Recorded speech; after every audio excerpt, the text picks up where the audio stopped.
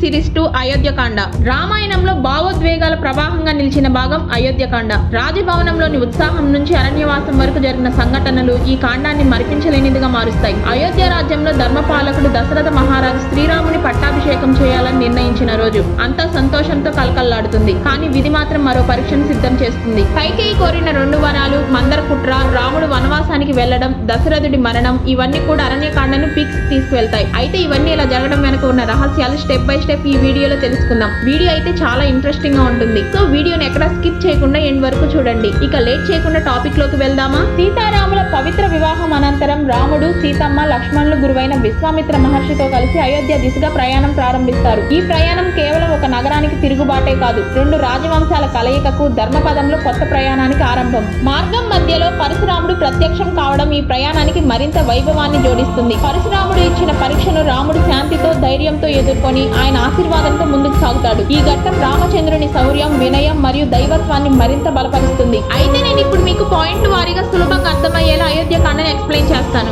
1. శ్రీరామ పట్టాభిషేకం ఏర్పాట్లు. అయోధ్యకాండలో అత్యంత ఆనందదాయకమైన ఘట్టం శ్రీరామ పట్టాభిషేకం ఏర్పాట్లు. దశరథ మహారాజు తన ప్రజల అభిలాషలు, మంత్రుల సూచనలు విని రాముని రాజభారాన్ని అప్పగించాలని నిర్ణయం తీసుకుంటాడు. ఈ శుభవార్తతో అయోధ్య అంతా పండుగ వాతావరణంలో మునిగిపోతుంది. అంతటా రాజభవనాలు అలంకరణలతో నిండిపోతాయి. వీధులు శుభ్రపరిచి రకరకాల పుష్పాలతో అందంగా తీర్చిదిద్దుతారు. బ్రాహ్మణులు వేదోచ్చారణలకు సిద్ధమవుతారు. సైనికులు, సేవకులు, ప్రముఖులు అందరూ ఉత్సాహంతో ఏర్పాట్లో నిమగ్నమవుతారు. ప్రజలంతా రాముడు మా యుగాధిపతి కానున్నాడు అనే సంతోషంతో ఒకరితో ఒకరు శుభాకాంక్షలు పంచుకుంటారు. ధర్మం, న్యాయం, దయ, శౌర్యం కలిగిన రాజు రాబోతున్నాడనే ఆనందం ప్రతి ఇంట్లో ప్రతిధ్వనిస్తుంది. ఇలా అయోధ్య మొత్తం ఆనంద సముద్రంగా మారిన ఈ ఘట్టం రామాయణంలో అత్యంత మధురమైన క్షణంగా నిలుస్తుంది. 2. కైకేయీదేవి కోరికలు. అయోధ్యకాండలోని కీలక మలుపు కైకేయీదేవి 2 వరాలు కోరిన ఘట్టం. నిజానికి కైకేయికి తన కడుపున పుట్టిన భరతుని కంటే రాముడు అంటేనే ఎక్కువ మమకారం. అలాంటిది మందర ప్రభావంతో కైకేయి మనసు మారి దశరథ మహారాజు ఆమెకు గతంలో ఇచ్చిన వరాలు గుర్తు చేస్తుంది. ఆ వరాల రూపంలో ఆమె 2 అమానుష కోరికలు కోరుతుంది. అవి 1. భరతుడిని అయోధ్య రాజుగా చేయాలి. 2. శ్రీరాముడు 14 ఏళ్ల వనవాసానికి వెళ్లాలి అని. ఈ కోరికలు వినగానే దశరథుడు విషాదంలో మునిగిపోతాడు. కానీ ఇచ్చిన వాగ్దానాన్ని ఉల్లంఘించలేక నిశ్శబ్దంగా బాధను భరించాల్సి వస్తుంది. కైకేయి కోరికలు మొత్తం రాజ్యానికే కాదు, అఖండ భారతదేశానికి కూడా బాధ, విషాదాల కాలాన్ని తెచ్చాయి. ఈ చిన్న ఘట్టమే రామాయణం మొత్తం దిశను మార్చిన గొప్ప మలుపుగా నిలుస్తుంది. 3. రాముని వనవాస నిర్ణయం. కైకేయి వరాల వార్త రామునికి ఆనందంగానే, ఆయన ఎలాంటి ఆవేదన లేకుండా చిరునవ్వుతో వనవాసాన్ని అంగీకరించాడు. తండ్రి మాట,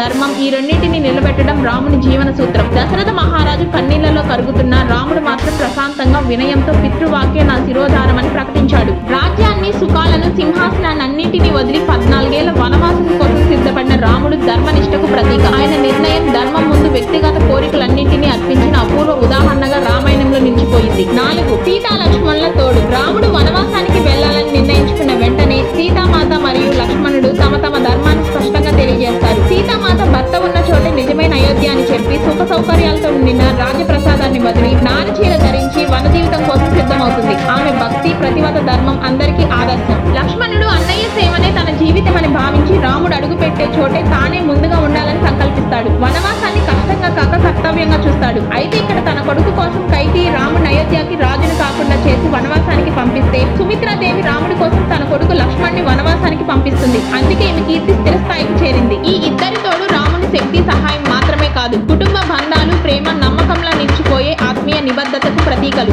5. దశరథ మహారాజు మరణం. రాముడు వనవాసానికి వెళ్లిన తరువాత అయోధ్య అంతా శోకంలో మునిగిపోయిన, ఆ బాధను అత్యంత తీవ్రంగా అనుభవించిన వ్యక్తి దశరథ మహారాజు. తన ప్రియమైన కుమారుడు అన్యాయంగా వనవాసానికి పంపబడిన సంగతి ఆయన మనసు తట్టుకోలేకపోయింది. రాజ్యాధికారము, మహోన్నతమైన బలం ఉన్నా అన్నింటికంటే అతని బలహీనత రాముడి ప్రేమ. రాత్రి పగళ్ళు రాముడి జ్ఞాపకాలలోనే మునిగిపోయి ఆ బాధను తట్టుకోలేక చివరికి శోకాగ్నిలో లీనమవుతాడు. తన పుత్ర వియోగమే ఆయనకు ప్రాణాంతకమవుతుంది. దశరథ మహారాజు మరణం రామాయణంలో అత్యంత హృదయ విదారక సంఘటనగా నిలిచి తల్లిదండ్రులపై సంతాన ప్రేమ ఎంత గొప్పదో తెలియజేస్తుంది. 6. భరతుని ధర్మ మార్గం. భరతుడు అయోధ్యకు వచ్చి రాముని వనవాసం వెనుక తన తల్లి కైకేయి వరాలు కారణమని తెలుసుకున్నప్పుడు తీవ్రంగా దిగ్భ్రాంతికి గురవుతాడు. రాజ్యాన్ని తాను పొందడం అన్యాయమని స్పష్టంగా ప్రకటించి రాముడే నిజమైన రాజు అని ధర్మపరంగా తలుచుకుంటాడు. ఆతృతగా అడవికి వెళ్లి రాముడిని తిరిగి తీసుకురావాలని ప్రయత్నించిన రాముడు తండ్రి మాట మరియు ధర్మాన్ని వదలలేడు. రాముని మాటకు తలొగ్గి భరతుడు తన అన్నయ్య పాదుకలను గౌరవంగా తీసుకుని అయోధ్య సింహాసనంపై ఉంచి పాదుక పట్టాభిషేకం నిర్వహిస్తాడు. తాను రాజ్యాన్ని పాలకుడిగా కాక రాముని ప్రతినిధిగా, సేవకుడిగా నిర్వహించడం భరతుని అపార ధర్మబద్ధతకు మహత్తర ఉదాహరణ.